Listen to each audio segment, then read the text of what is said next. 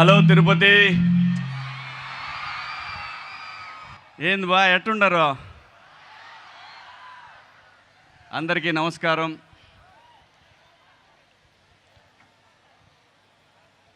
నా జీవితం మొదలైంది అన్నపూర్ణ బ్యానర్లో. నాకు అవకాశం ఇచ్చింది నాగార్జున గారు. అలా మొదలైన నా ప్రయాణం గడిచిన 3 దశాబ్దాలుగా మీ ఇళ్లల్లో కనిపిస్తూ ఉన్నాను. దానికి కారణం నాగార్జున గారు, వైవిఎస్ చౌదరి గారు. లెనిన్ సినిమా చాలా ప్రత్యేకమైన సినిమా. నాకు చాలా ఎమోషన్స్ ఉన్నాయి. సినిమాలో ఎలాగైతే ఎమోషన్స్ ఉంటాయో నాకు కూడా, నేను పర్సనల్గా నాకు హార్ట్కి చాలా దగ్గరైనటువంటి ఒక సినిమా ఇది.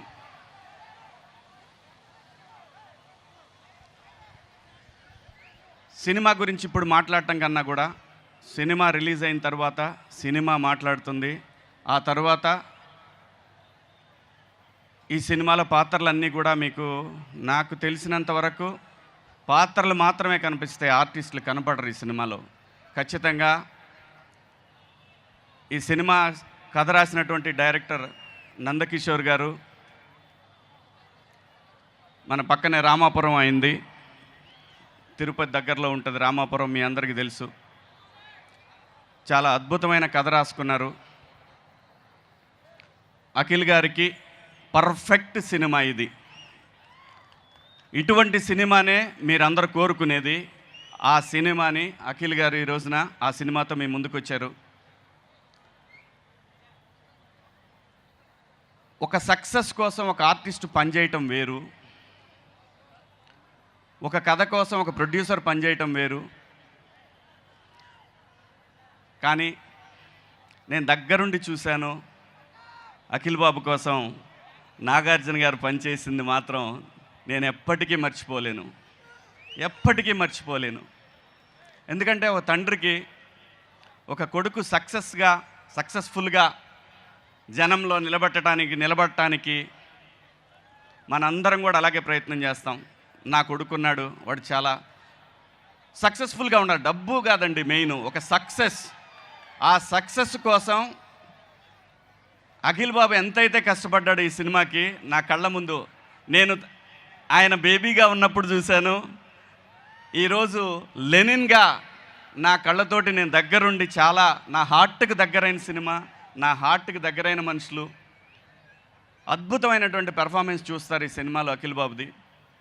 అలాగే ఏంది భారతి, చాలా అద్భుతమైనటువంటి నటీమణి ఈ అమ్మాయి. చాలా బ్రహ్మాండమైనటువంటి ఆర్టిస్టు.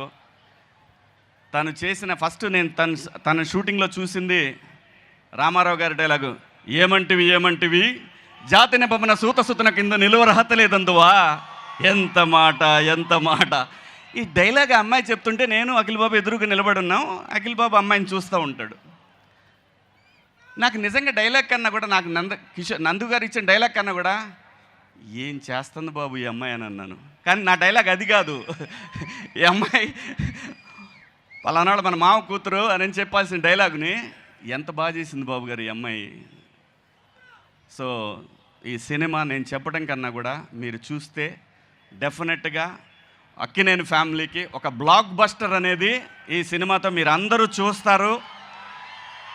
ఎలాగైతే నాగార్జున గారిని మాస్లో చూసామో, అలాగే గీతాంజలిలో ఒక లవర్గా ఎలా చూసామో, ఇలా సినిమాలు చెప్పుకుంటూ పోతే అన్ని పాత్రలు కలిపి ఆయనకి గొప్ప అవకాశం, ఒక ఆర్టిస్ట్గా తను ప్రూవ్ చేసుకోవడానికి ఒక గొప్ప అవకాశం లెనిన్ సినిమా.